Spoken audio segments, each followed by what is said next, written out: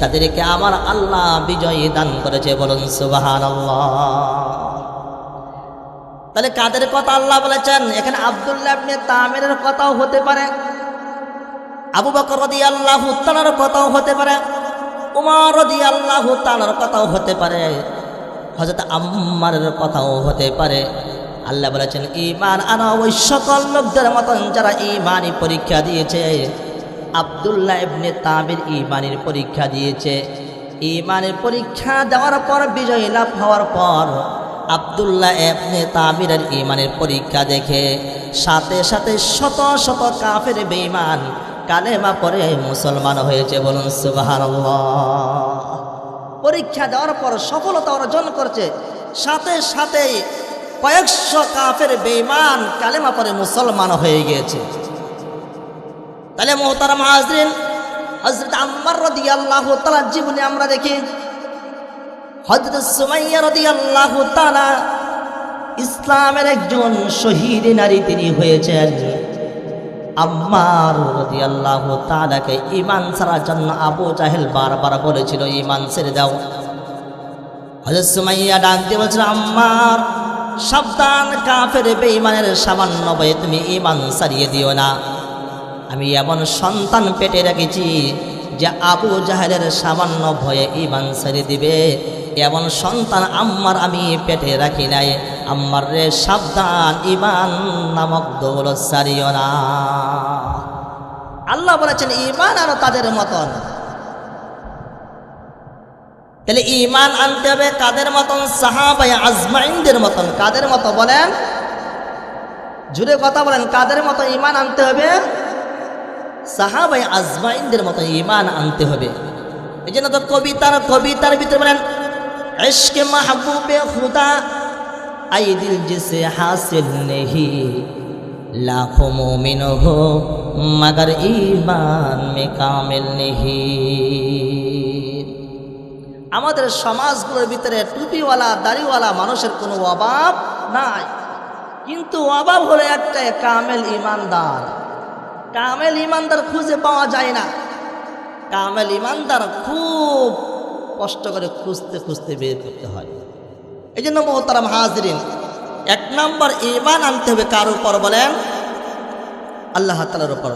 দুই নম্বর আমল সালিহাহ, নেক কাজ করতে হবে। পরবর্তী আল্লাহ তাআলা বলেন কানাত লাহুম জান্নাতুল ফিরদাউসি নুজুলা, আমি আল্লাহ তোমাদেরকে জান্নাতে ফেরদাউসের মেহমান বানাই দিয়ে। বলুন সুবহানাল্লাহ।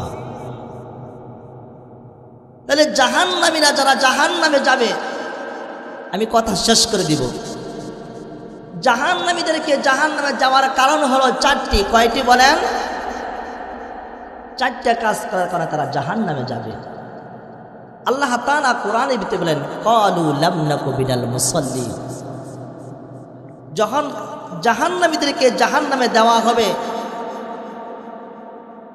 আল্লাহ তাআলা কোরআনের ভিতরে বলেন ইন্না জাহান্নামা কানাত মিরসাদা। জাহান্নাম তোমাদের জন্য উট পেতে বসে আছে। কাদের জন্য? লিত্তাগিনা মাআবা, যারা সীমা লঙ্ঘন করে। যারা সীমা লঙ্ঘন করে তাদের জন্য জাহান্নাম উট পেতে বসে আছে। পরবর্তী আল্লাহ বলেন লাবিথিনা ফিহা আহকাবা। বান্দার কথা হলো আল্লাহ জাহান্নাম আমাদেরকে ধরার জন্য উট পেতে বসে থাকবে কতদিন? আল্লাহ বলেন লাবিথিনা ফিহা আহকাবা, যুগের পর যুগ তোমাদেরকে ধরার জন্য জাহান্নাম উট পেতে বসে থাকবে। এখন বান্দার কথা হলো তাহলে জাহান্নামীদেরকে খাওয়ান দেওয়া হবে না, কোনো কি খাবার দেওয়া হবে না? আল্লাহ বলেন লা ইয়াযুকুনা ফিহা বারদা, তাদের জন্য কোনো রকমের ঠান্ডা পানির ব্যবস্থা করা হবে না। ওয়ালা শারাবা, তাদের জন্য কোনো রকমের শরবতের ব্যবস্থা করা হবে না। তাহলে তাদের জন্য কি ব্যবস্থা করা হবে? আল্লাহ বলেন ইল্লা হামিমা ওয়া গাসসাকা, তাদের জন্য বিষাক্ত পানি ব্যবস্থা করা হবে। এখন জাহান্নামীদের জাহান্নামে যাওয়ার কারণ হলো কয়টি বলছিলাম? বলেন কয়টি বলছিলাম? চারটি। আল্লাহ বলেন ক্বালু লাম নাকু মিনাল মুসাল্লিন, এক নম্বর কারণ হলো তারা নামাজ পড়ে নাই।